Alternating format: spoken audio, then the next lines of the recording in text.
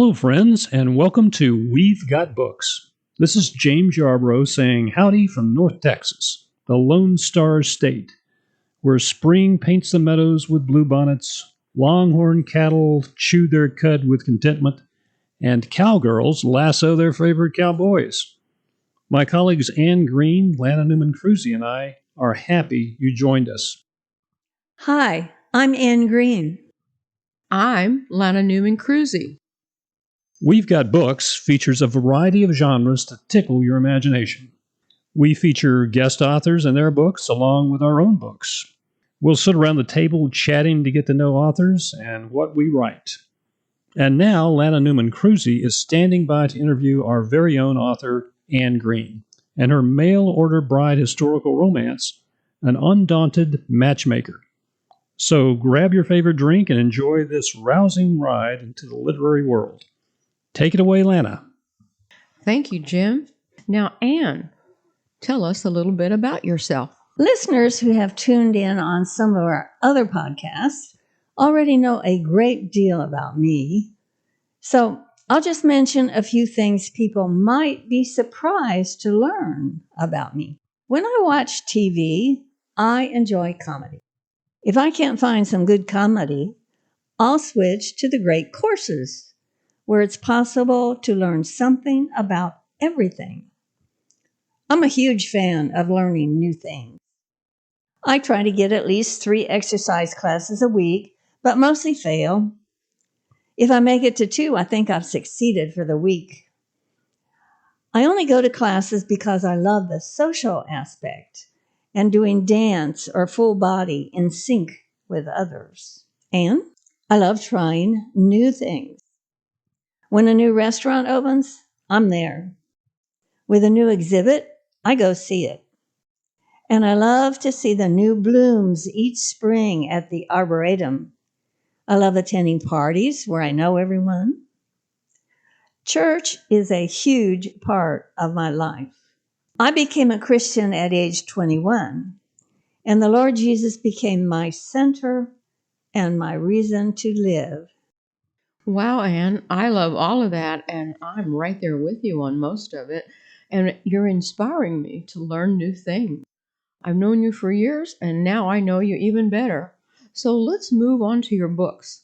You've written 37 and are in the process of finishing number 38. What book are we discussing today? Today we're talking about An Undaunted Matchmaker. I'd like to start by reading the back cover copy. Here it is. The year is 1850, and the setting, Eureka, California. Not everything that glitters is gold in California gold rush country. Eve Malloy passionately imports 6 young ladies from the San Francisco Hibernia Orphanage to Eureka, California, to meet the loves of their lives. But Eve refuses to prospect that gold mine herself. She does not want a husband. Eve is determined to return to the orphanage and bring 6 more young ladies, waiting their turn to match with a husband. Problem is, Eve traveled to the gold rush boomtown expecting to join her uncle, who financed her trip. But robbers murder Eve's uncle, which leaves her penniless and stranded in the woman-hungry town. Rafe Riley, a wealthy mortician, fights to overcome the galaxy of males desiring to marry Eve. But the independent Irish matchmaker has no desire to lose her freedom and hates the mortuary business. She prefers working a gold mining claim. Does the ultimate matchmaker have a different plan for Eve? Well, Anne, you have piqued my interest about Eve and Rafe's story. I'd love to hear how they met. Oh, good. Thank you for asking that. Again, the year is 1850. And Jim, would you read the male part, please?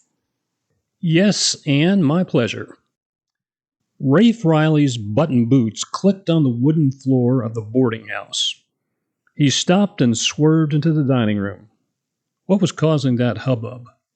Another shooting? A murder? A robbery? Happened every day in Eureka. A large group of men and women surrounded a slender lass with masses of disheveled red hair and wide green eyes enthroned on one of the wooden dining chairs. An Irish miss not far removed from County Cork, or he'd be way off target. From the raised voices talking with her, he gathered she'd been robbed of everything she owned. He strode over, gazed over the heads of the crowd, and then elbowed his way to her side. She was in such a fluster he barely recognized the beauty. Judging by her simple dress and flat shoes, the thieves hadn't gotten much. Why pick on her? Look at the state of you. Rafe took both her tightly clasped hands in his. Huh. You wouldn't look so elegant yourself if you just had all your belongings stolen. Her emerald eyes sparkled like shamrocks in the sun. She tugged her hands out of his grasp and made a futile attempt at smoothing her flyaway tresses. 'Tis sorry I am that you had that experience. Can I be of service? The two thieves ran out not 15 minutes ago. If you haste, you can catch them. She pointed toward the door. Heads in the crowd swiveled toward the front door of the boarding house. Not one of the troop of men circling her moved to follow the criminals. Long gone by now, a skinny boarder in a bowler hat muttered. Most of us here are salesmen, passing through. We're not lawmen. Right. Who knows where the robbers are by now? Rafe gazed out the front dining room window at the empty expanse of landscape spread from the boarding house to the Feather River and beyond. Robbers, bushwhackers, and murderers hide in caves in those hills. Once they escape town without capture, even the sheriff leading a large posse hesitates to follow them. Too many places to be ambushed. The crowd muttered agreement and melted away, leaving her sitting alone with her back to the trestle dining table. Anything I can do to help? Once again, Rafe gazed into her eyes. His world tilted. His heart stopped beating, hiccuped, and then drummed on as if it were an Irish ballroom. Those huge sea-green eyes with unbelievably long auburn lashes etched his mind like an unforgettable daguerreotype. He tore his gaze from those bewitching eyes to the rest of her face. The faint imprint of a hand marred one cheek of her creamy complexion. Are you hurt? Not physically. It takes more than a robbery to frighten me. Lady had spunk. He smiled. Blast! How had that clog gotten into his gullet? He cleared his throat. Name's Rafe Riley. I mine gold here in Eureka. I also own the mortuary. Unfortunately, the two thieves aren't dead, so I doubt you can help. She was a feisty one. I offer my sympathy and my money if you have need of it. I don't take charity. Her shoulders slumped. Is there no sheriff in Eureka? Those magnificent eyes, green as the greenest valley in Tipperary, gazed into his. He swallowed the huge lump jamming his throat. Sheriff Talbot and his posse left this morning and are scouring the countryside, tracking a gang of outlaws that robbed the assay office. He handed her a nearby glass of water. Might I ask your name? I'm Eve Malloy. Well, may I offer you dinner, Miss Malloy? I'm too late to chase the thieves, but perhaps I can be of help in some other way. Thank you. I would appreciate dinner. She held up her small, flat, green tapestry purse by its drawstrings. As you can see, I can't pay. He helped her up and settled her dark shawl around her shoulders. She smoothed her long, riotous curls. I seem to have lost my styling combs as well. Please overlook the disorder. Her hair was the most glorious he'd ever laid eyes on. Don't let the disarray bother you. The view is charming. Grabbed his breath. He loosened his cravat, which had grown too tight. Please don't use flattery, Mr. Riley. If I'm to dine with you, I'd appreciate honest words. Well, forgive me, Miss Malloy, but I speak only truth. She lifted her long green and white skirt and breezed toward the boarding house door. He put a hand to the small of her back, and a tremor vibrated his fingers. Did she experience the same attraction to him that he did to her? A sliver of anticipation tiptoed his spine. Gold and red leaves fell from the few trees scattered along the boardwalk as he escorted her across the street to Eureka's only hotel. She gathered her long skirts above her trim ankles, and her small shoes made no sound as they crossed the wide dirt street and entered the new wooden structure. Settled at a table by the window of the restaurant, he leaned forward in his seat across from her, his elbows on the table. So, Miss Malloy, tell me your tale. You're new in Eureka, are you not? Yes, I rode in on the stage a week ago last Wednesday. I brought 6 brides to be with me. She lit the entire restaurant with her smile. He loosened the top button of his shirt and again cleared his gruff throat. Oh, yes, I heard of you. You're the matchmaker from San Francisco. She nodded, folded her gloves, and laid them beside the tapestry purse. She didn't seem nervous or upset now. She looked calm and totally in control. Poised. A slight smile turned up the corners of her mouth. A man might try something spectacular to put a genuine smile on those lovely pink lips. He glanced furtively at her hands. Her long, slender fingers wore no rings. Yeah, she was single, all right. Every one of my young ladies paired herself with a groom of her choice. I attended the last wedding this morning. She frowned. Before I was robbed. He directed his gaze to her swan-like neck. Her beauty made his heart ache. He cleared his throat. She would think he had a cold. He gulped a drink from his water glass.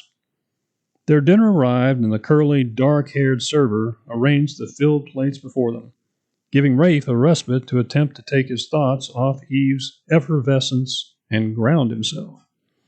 Hide your feelings, man. Watch yourself. Blamed if he wasn't as nervous as a youth on his first buggy ride with his sweetheart. Appears you and your young ladies are the talk of Eureka. He cut into his steak as if he weren't vitally interested in her, in what she did, and in what she would do now. You're not from around here. She took a sip of water. No, we traveled here by a wagon and oxen I purchased in San Francisco. Couldn't your brides find husbands there? Alas, they are all orphans from the Hibernia orphanage. At age 18, all children raised in the orphanage are given a suit of clothes, $20, and sent out to live on their own. A frown marred her rounded brow. The boys do all right. But what type of work are girls going to find? And where will they live with no family to help them? Girls have little choice except to become scullery maids or enter a life of crime or even become prostitutes. Eve didn't mince words, nor blush at the harsh reality of life. The few women he knew would say something coy or drop their heads and refuse to speak. This girl had gumption.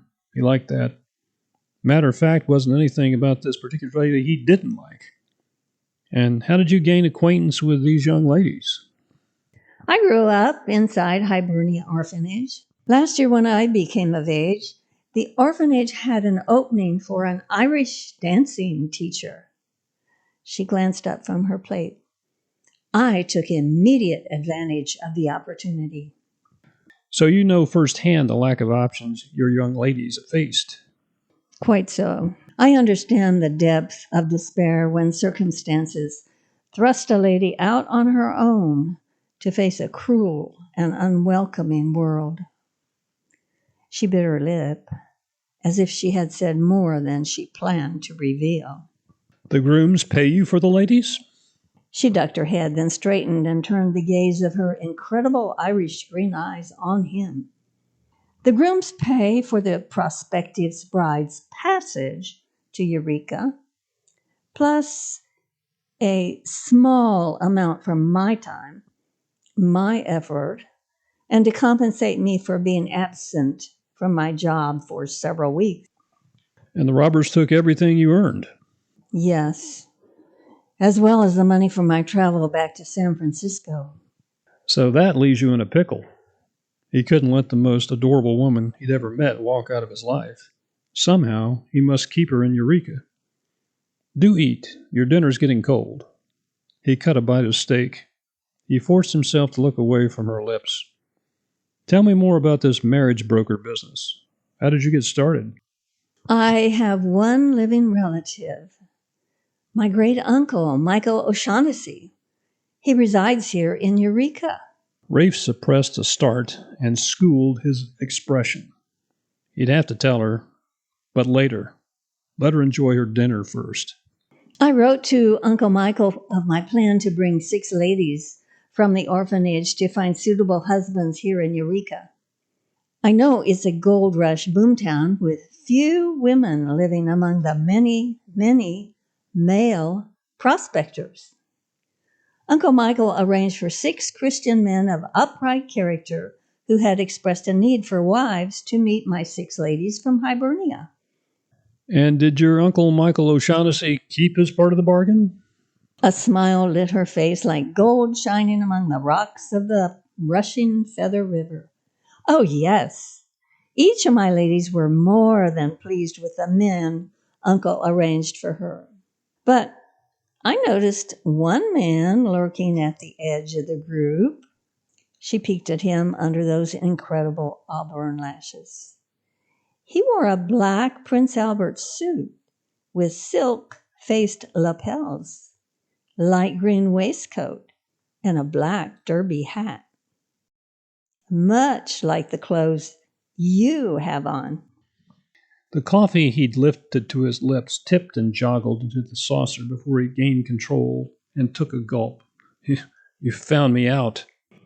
Aren't your garments a bit formal for a mining town?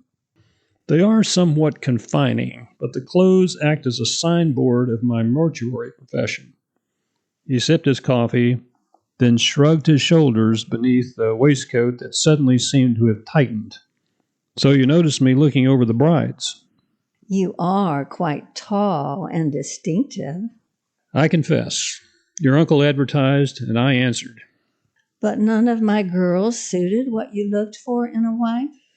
They were all fresh, young, pretty, and appeared to be capable of making fine wives. But not for you? He ran a finger beneath his cravat, under which perspiration pooled. Yes, one lass caught my eye. But she chose someone else. I'm so sorry. I plan to bring 6 more girls in a few weeks. I just need to find a way home and back again. I must talk with my uncle. About your uncle? You've seen Uncle Michael. Yes. How could he console her? I encountered him today. He's a lovely man, don't you think? I'm so sorry to be the one to convey the bad news. He took her cool fingers in his big hand. I met your uncle today in the course of my undertaking business. Her face paled, and she blinked rapidly. Friends of his brought his body to the Feather River mortuary, my place of business. I just left there before I went to your boarding house. I came to tell you of his demise. He laid his hand on where hers were twined together on the tabletop. But those men who robbed you must be the same 2 who shot your uncle to death. We prospective grooms also gave him cash. Probably you both should have taken care of the marriage arrangements in a more private setting where strange eyes couldn't witness the exchange of money. For the most part, this is a lawless town. Tears, like the morning dew on the grass in Limerick, sparkled in her green eyes. He tilted her chin up with his index finger. Again, his world shifted. The last needed him. He couldn't let Miss Malloy return to San Francisco. No matter what it took, he must keep her in Eureka. He'd fallen in love with the spunky Irish lass. But she must never discover the secret that had driven him here. Oh, I so enjoyed that exciting excerpt. Where can readers find An Undaunted Matchmaker? They can go to Amazon.com, type in An Undaunted Matchmaker by Anne Greene. That's ANNEGREENE.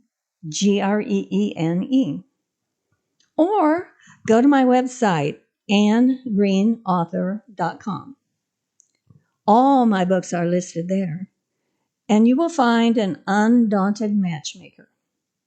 Click on the buy link. Well, thank you, Anne and Jim. Anne, would you repeat your website? Do you have a newsletter to let fans get to know you better? Thank you, Jim. Yes. Listeners can go to AnneGreeneAuthor.com. That's ANNEGREENE author.com. There they will find a short biography, pictures of different places I've been and things I've done, pictures of my oil paintings, and covers of my books, along with their back cover copy, and a link to where they can be purchased. Best of all, listeners can sign up for my newsletter and keep up to date on what's happening in my life with my books and with the books of other authors. I would love for every listener to sign up for my newsletter. I often give away free books in my newsletter. And my newsletter comes only once a month and introduces you to my family and interesting events in my life. So please join me there. That sounds like a great place for listeners to go, Anne. Once again, time has whizzed by, so we must say so long from deep in the heart of Texas, and hope you've enjoyed your time with us as much as we've enjoyed having you. Join us next week when we guest spotlight, me, James Yarbrough, and my book, No Laughing Matter. Also, don't forget to go to buzzsprout.com and enjoy some of our other podcasts with different authors. They're as distinct from one another as the authors who wrote them are unique. So this is Jim Yarbrough with Anne Greene and Lana Newman-Cruzy saying, see you all later, and read a good book for education, entertainment, and just plain enjoyment. And to keep those brain cells active, too. We hope you'll choose one of the fabulous books you've heard on one of these podcasts. Keep exploring the world through reading. Reading reduces stress, sparks new ideas and interests, and improves your vocabulary, so keep reading. See you next time.